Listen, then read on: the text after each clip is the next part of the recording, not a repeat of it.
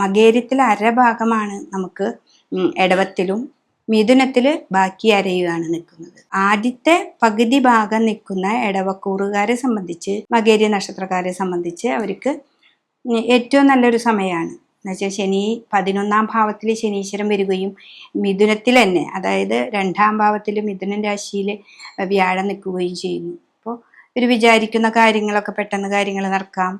പുറത്തേക്ക് പോകേണ്ട കാര്യങ്ങളായാലും മുന്നോട്ട് പോകാം. വീട്ടിലാണെങ്കിലും എല്ലാ കാര്യങ്ങൾക്കും നമുക്കൊരു നല്ലത് ആയിട്ട് വരുന്നുണ്ട്. അപ്പോൾ അതനുസരിച്ച് നമുക്ക് നമ്മുടെ പ്രവർത്തന മേഖല ഇത്തിരി കൂടി ഉഷാറാക്കാം.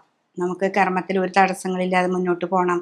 രാഹു കർമ്മത്തിലേക്ക് വരുന്നുണ്ട്. അപ്പോൾ നമ്മുടെ അലസത മൂലം നമുക്ക് എന്തെങ്കിലും വരാനായിട്ട് സാധ്യതയുണ്ട്. അപ്പം അതില്ലാതെ പോവുക, രോഗങ്ങളില്ലാതെ വരുത്തുക, രോഗങ്ങൾ ഇല്ലാതെ നന്നായിട്ട് നോക്കുക.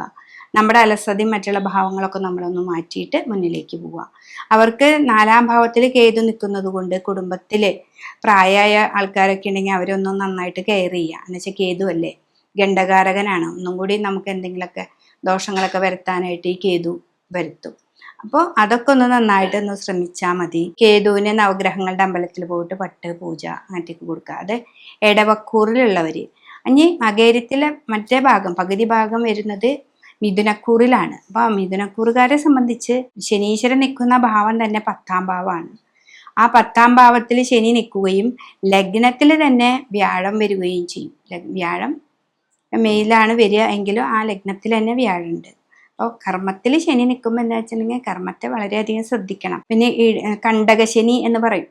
10ാം ഭാവത്തിൽ ശനി വന്നാൽ കണ്ടകനായി മാറും. അപ്പോൾ ആ കണ്ടകശനിയുടെ കാലഘട്ടമാണെന്ന് മനസ്സിലാക്കി നമ്മൾ ജോലിയിൽ വളരെ ആത്മാർത്ഥമായിട്ട് പെരുമാറുക. എന്ത് കാര്യം ഇന്ന് ചെയ്യണം എന്ന് വിചാരിച്ച് അന്ന് തന്നെ ചെയ്ത് തീർക്കണം. ശിവന്റെ അമ്പലത്തിൽ നന്നായിട്ട് പ്രാർത്ഥിക്കണം. പിന്നെ മിഥുനൻ രാശി ആയതുകൊണ്ട് നമുക്ക് ഗണപതിയെ നന്നായിട്ട് ആരാധിക്കുക.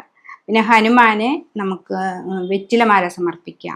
ഇതൊക്കെ മാസത്തിൽ ഒരു പ്രാവശ്യം വെച്ച് ചെയ്താൽ മതി. ഒരു മാസത്തിൽ നിങ്ങളുടെ പക്കപ്പിറന്നാളിനോ മറ്റോ കാര്യങ്ങൾക്കൊക്കെ നിങ്ങളിത് ചെയ്യുക. ഒരു 6 മാസം നമ്മൾ കൃത്യമായിട്ട് ക്ഷേത്രത്തിലൊക്കെ പോവുക, കൃത്യമായി കാര്യങ്ങളൊക്കെ ചെയ്യുക.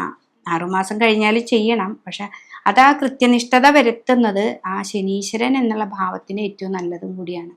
അപ്പം അത് ചെയ്യുക. കുട്ടികളാണെങ്കിലും ഇവർക്ക് പുറത്തേക്ക് പോകേണ്ടതായാലും പിന്നെ പഠിക്കാൻ അലസതയ്ക്ക് ഉണ്ടാവും.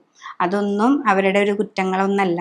ഈ ശനി ഒക്കെ 10ലൊക്കെ വരുമ്പോൾ പഠിച്ചതും മതി, ഇന്നതും മതി എന്നൊക്കെ തോന്നും. നമ്മളവരെ നല്ലപോലെ പറഞ്ഞ് മനസ്സിലാക്കി ക്ഷേത്ര ദർശനമൊക്കെ കൊടുത്ത് അവരെ മുന്നിലേക്ക് കൊണ്ടുപോകേണ്ടത് നമ്മൾ അച്ഛനമ്മമാരും ചെയ്യാം.